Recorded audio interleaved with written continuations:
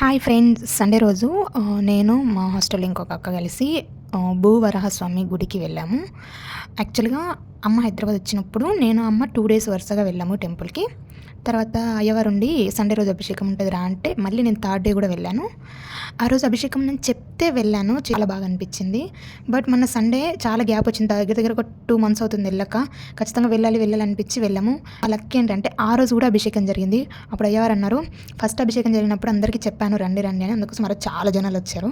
But ఈరోజు అభిషేకం ఉన్నట్లు ఎవరికీ చెప్పలేదు. అయినా కూడా ఇంతమంది వచ్చారు అంటే మీరు అనుకుంటే రాలేదు, స్వామివారు మిమ్మల్ని పిలిపించుకున్నారు అని అన్నాడు.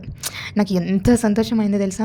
అట్లా దేవుడి దగ్గరికి మనం వెళ్ళాలి అనుకుంటే వెళ్ళము, ఆయన మన దగ్గరికి రప్పించుకోవాలనుకుంటేనే రప్పించుకుంటాడు. ఎవరు చెప్పకపోయినా అభిషేకానికి వెళ్ళామని నేనైతే చాలా చాలా చాలా హ్యాపీగా ఫీల్ అయ్యాను. ఇక్కడ ఏ కోరిక కోరుకున్నా ఖచ్చితంగా నెరవేరుతుంది. నాకైతే నెరవేరింది.